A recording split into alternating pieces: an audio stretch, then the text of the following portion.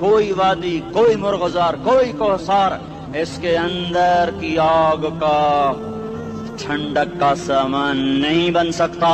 یہ وہ آگ ہے جو جب یہ جلتی ہے تو صرف اللہ کی اطاعت کا ٹھنڈا پانی ہے جو اسے بجھا سکتا ہے، ورنہ ہر نافرمانی اس کے اندر آگ کو بھڑکاتی جائے گی اور یہ اپنے ہی شعلوں میں سلگتا بے نشان ہو کر، بے منزل ہو کر مر جائے گا۔ اس سے پہلے واپس آ جاؤ کہ زندگی کی شام ہو جائے۔ جو لوٹ آئیں تو کچھ کہنا نہیں، بس دیکھنا انہیں غور سے جنہیں منزلوں پہ خبر ہوئی کہ یہ راستہ کوئی اور تھا۔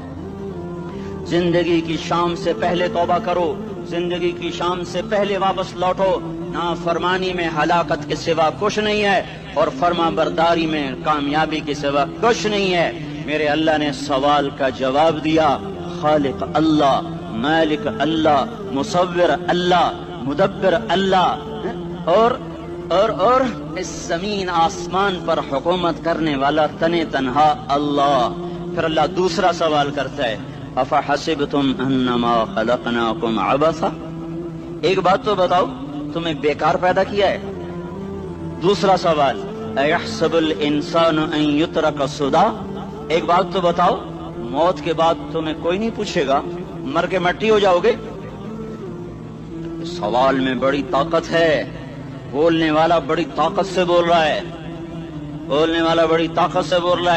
اس کو اپنی مکھی کو مسل کر کہتے ہیں نا، کیا حقیر مکھی، اللہ کے لہجے میں طاقت ہے یہاں۔ افحسبتم انما خلقناکم عبثا، اسلام آباد میں بیکار پیدا ہوئے ہو؟ ایحسب الانسان ان یترک سدی، موت کے بعد کوئی نہیں پوچھے گا، کیڑے کھانے کے بعد ختم ہو جاؤ گے۔ ما خلقنا السماوات والارض وما بینہما لاعبین، کیا سمجھتے ہو میں نے زمین آسمان صرف کھیل کود کے لیے پیدا کیا ہے؟ اب پھر یہاں اللہ نے ہمیں اٹکا دیا، بتاؤ کیوں پیدا کیا ہے، بتاؤ کیوں آئے ہو، کیوں زمین بنی، کیوں آسمان کی چھت تانی گئی، کیوں تو گندے پانی سے اس روپ میں آیا، اور کیوں چلتے چلتے تجھے موت نے آ کے دبوچا، تجھے زیر زمین پہنچایا، کیوں ہے؟ کسی کے پاس کوئی جواب نہیں ہے،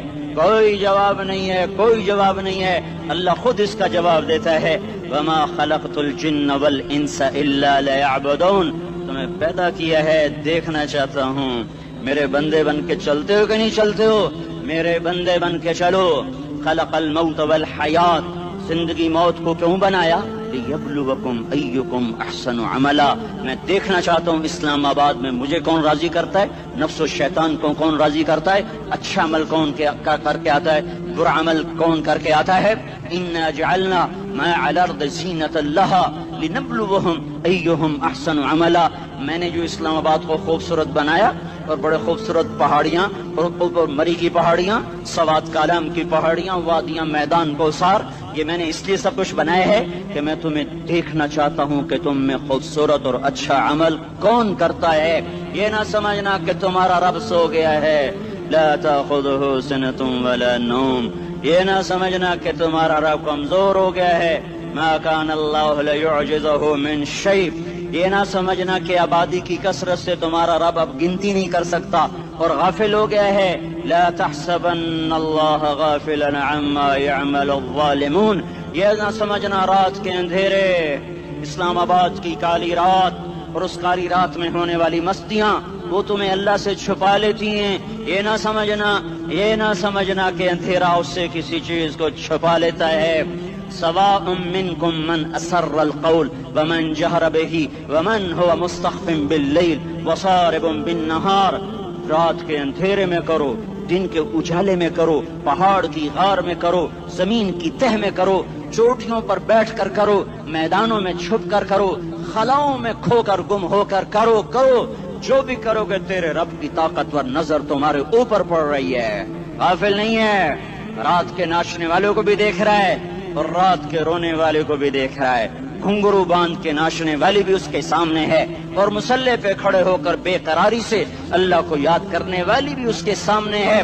پوسٹر کی زینت بن کے فون بیچنے کے لیے آئے ہائے، کہتے آج آزادی کا دور ہے، یہ کیسی آزادی ہے، یہ کیسی آزادی ہے کہ عورت اتنی سستی ہو گئی، عورت اتنی سستی ہو گئی کہ ٹیلی فون بیچنے والوں کے لیے بھی ننگی ہو کر پوسٹر پر، اور موٹر سائیکل بیچنے والیوں کے لیے بھی عریاں ہو کر پوسٹر پر، ڈبل روٹی اور فریج بیچنے والوں کے لیے بھی عریاں ہو کر پوسٹر پر۔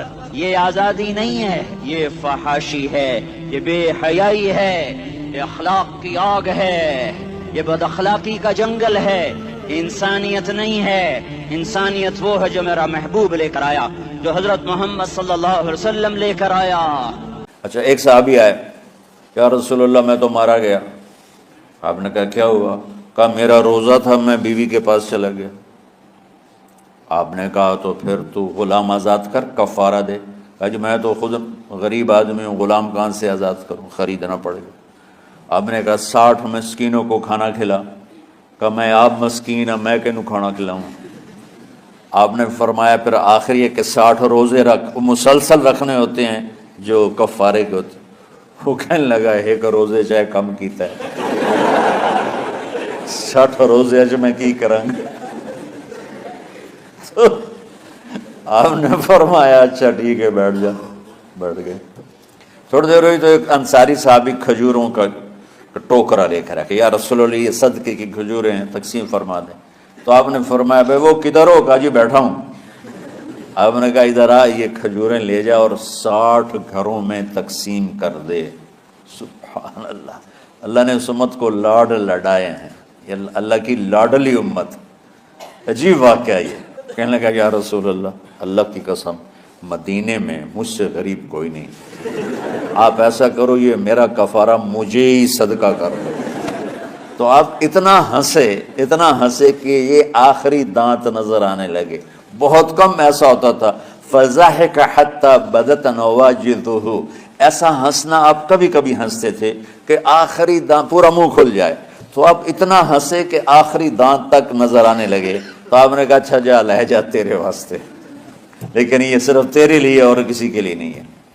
تو جب ایسی خیانت ہوئی تو اللہ تعالیٰ نے دوسرا حکم بھی اتار دیا، باشروہن، کہ تمہارے لیے بیوی بھی حلال ہے، کھانا بھی حلال ہے جب تک صبح صادق نہیں ہو جاتی۔